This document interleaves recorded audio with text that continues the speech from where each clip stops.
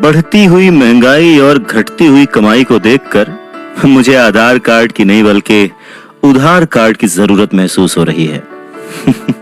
नमस्कार, और आज हम चर्चा कर रहे हैं रॉबर्ट टी कियोसाकी की लिखी book rich dad poor dad की।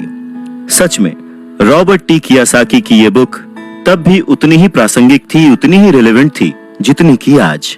महंगाई हमेशा बढ़ती आई है, चीजें महंगी होती आई हैं, दाम बढ़ते आए हैं। उसके पीछे का कारण, उसके पीछे की सोच क्या है और ये महंगाई है क्या, कैसे बढ़ती है, इसके बारे में रॉबर्ट टी कियोसाकी के रिच डैड बहुत अच्छे से समझाते हैं।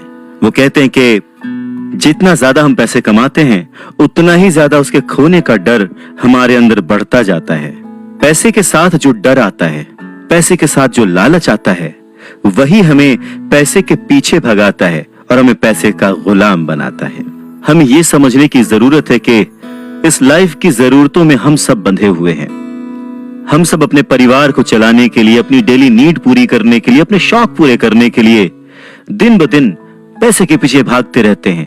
धीरे धीरे ज्यादा पैसा कमाने की इच्छा करते रहते हैं। पैसा कमाना गलत नहीं है, पर पैसे कमाने के पीछे की नीयत, उसका सही होना जरूरी है। और वो नीयत ही है जो इस समाज में महंगाई बढ़ाती है, और वो नीयत ही है जो इस समाज में डिसबैलेंस पैदा करती है। एक छोटे से एग्जाम्पल से इस बात को समझा जा सकता है कि एक डॉक्टर जो अपने परिवार को ज्यादा खुशी देना चाहता है, अपनी फीस बढ़ा देता है। उसकी फीस बढ़ने की वजह से सारी मेडिकल फैसिलिटीज, स्वास्थ्य सुविधाएं सब महंगी हो जाती हैं। अब इससे गरीब लोगों को सबसे ज्यादा नुकसान पहुंचता है। इसलिए गरीब लोगों का स्वास्थ्य अमीर लोगों से ज्यादा बुरा होने लगता है। अब क्योंकि डॉक्टर्स ने अपनी फीस बढ़ा दी है, इसलिए लॉयर्स ने भी अपनी फीस बढ़ा दी। लॉयर्स ने अपनी फीस बढ़ा दी तो स्कूल टीचर भी अपनी तनख्वाह बढ़ाना चाहते हैं, और यह सिलसिला बस यूं ही चलता रहता है। जल्द ही अमीर और गरीब होता जाता है, और इतना बड़ा अंतर दोनों के बीच आ जाता है कि सोशल डिसबैलेंस पैदा हो जाता है। रिच डैड की बात सुनकर रॉबर्ट टी कियोसाकी ने उनसे पूछा, डैड, क्या कीमतें बढ़नी नहीं चाहिए? इस पर रिच डैड ने जवाब दिया, अच्छी तरह से चल रही सरकार और एक शिक्षित समाज में तो नहीं बढ़नी चाहिए। कीमतें दरअसल कम होनी चाहिए। जाहिर है कि ऐसा केवल सिद्धांतों में ही होता है, आइडियली ऐसा होना चाहिए, पर प्रैक्टिकली ऐसा नहीं होता। कीमतें अज्ञान से पैदा हुए लालच और डर के कारण होती हैं, जैसा कि मैंने तुम्हें बताया। अगर स्कूल्स में मनी के बारे में, पैसों के बारे में सिखाया जाता तो लोगों के पास ज्यादा पैसा होता और बाजार की कीमतें भी कम होती। ये सब कुछ इंटर रिलेटेड है, एक दूसरे से जुड़ा हुआ। पर हमारी सोसाइटी में सिर्फ पैसे के लिए काम करना सिखाया जाता है, पैसे की ताकत का इस्तेमाल करना नहीं सिखाया जाता। और इसीलिए मैं हमेशा कहता हूं कि पैसे से जुड़े ऐसे किसी भी मुद्दे पर दिमाग से सोचने की जरूरत है। इसके आगे रॉबर्ट टी कियोसाकी अपने डैड से पूछते हैं, डैड, बहुत देर से आप कह रहे हैं कि दिल से मत सोचो, दिमाग से सोचो। आखिर दिल से सोचने और दिमाग से सोचने में फर्क क्या है? इस पर रिच डैड उन्हें समझाते हैं, देखो, मैं ये बात अक्सर सुनता हूँ कि हर आदमी को काम करना पड़ता है, या फिर अमीर लोग दूसरों के पैसे मार लेते हैं, मेरी सैलरी बढ़नी चाहिए, मैं इस काम से खुश नहीं हूं, मैं दूसरी जगह जॉब ढूंढ लूंगा, वगैरह वगैरह। पर अगर हम ध्यान से देखें तो ये सारी बातें भावनाओं में बहकर कही गई हैं। ये सारी बातें इमोशनल होकर कही गई हैं, और अक्सर भावनाओं में बहकर हम जो भी डिसीजन लेते हैं वो सिर्फ हमें नुकसान पहुंचाता है। तो बात को समझो, जब भी कोई डिसीजन लो, दिमाग से लो, जल्दबाजी मत करो, हाँ, पर जल्दी करो। बस इसी तरह से मन लगाकर काम करते रहो। तुम्हारा जो दिमाग है वो तुम्हें जल्द से जल्द कुछ ना कुछ ऐसे सही तरीके बता ही देगा जिससे तुम ज्यादा कमा पाओगे, ऐसी चीजें देख पाओगे जो दूसरे लोग नहीं देख पाते। मौका उनकी नाक के नीचे होता है, अवसर उनके पास होता है, सामने होता है, पर वो उसे पहचान नहीं पाते। पर अगर तुम दिमाग से काम लोगे तो तुम उन्हें पहचान पाओगे, उन मौकों का फायदा उठा पाओगे और जिंदगी में आगे बढ़ पाओगे। पैसा आए तो मुसीबत ना आए,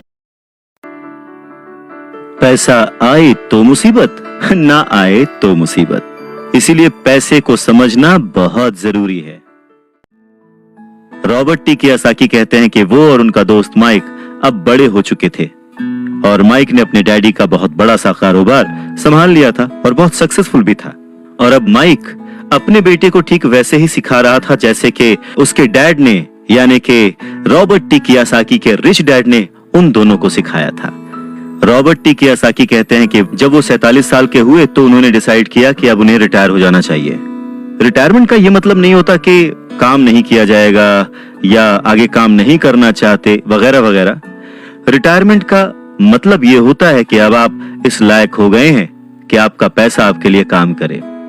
रिटायरमेंट का सही मतलब यही है कि आपने पूरी जिंदगी जो मेहनत करके, जो स्ट्रैटेजीज बना के, सही जगह निवेश करके पैसा लगाया था, अब आपकी वो एज आ चुकी है कि अब आप उस पैसे को एंजॉय करें, क्योंकि आपका पैसा अब आपके लिए काम करना शुरू कर चुका है। कुछ लोग पूरी जिंदगी काम करते रहते हैं, रिटायर नहीं हो पाते।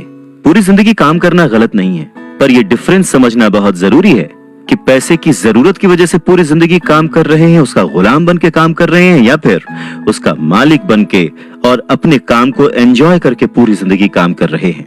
रिटायरमेंट को दूसरे शब्दों में चिंताओं से आजादी भी कह सकते हैं। इसका मतलब यह है, पैसा अगर सही तरह से खर्च किया जाए, पैसे को अगर सही तरह से मैनेज किया जाए तो वो अपने आप बढ़ता रहता है। ये ठीक एक पेड़ लगाने की तरह है कि आप सालों तक इसे पानी देते हैं। जब आप अपने बिजनेस में होते हैं, अपनी जॉब में होते हैं और कभी भी इसमें कोताही नहीं करते, जब भी उस पेड़ को जरूरत होती है आप उसकी सेवा करते हैं, और फिर जब वो पेड़ बड़ा हो जाता है, जमीन की गहराइयों में उसकी जड़ें पहुंच जाती हैं, फिर वो अपने आप आपको छाया और फल देता है और फिर आपको उसके लिए काम करने की जरूरत नहीं पड़ती। पैसा भी कुछ कुछ उस पेड़ की ही तरह है। अगर इस बात को एक दूसरे एग्जाम्पल से समझें तो हमें जैसा गोल बनाना है उसके लिए हमें प्रिपरेशन भी वैसी ही करनी पड़ेगी। अगर बहुत ऊंची बिल्डिंग बनानी है तो हमें उसकी नींव बहुत गहरी खोदनी पड़ेगी, और अगर हमें सिर्फ छोटा सा घर बनाना है तो उसकी नींव छोटी होगी। पर प्रॉब्लम यही होती है, हम छोटी सी नींव खोदकर बहुत बड़ी सी बिल्डिंग बनाने की कोशिश करते हैं जो कि बाद में ढह जाती है। तो जरूरी क्या है? पैसे को समझना, पैसे को संभालना, पैसे को संभालने के लिए उसे समझा कैसे जाए।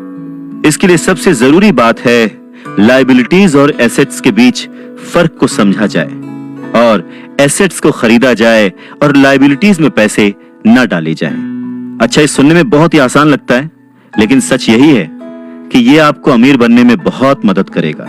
लेकिन अगर ये इतना ही सिंपल है तो फिर हर कोई इस बारे में सोचता क्यों नहीं?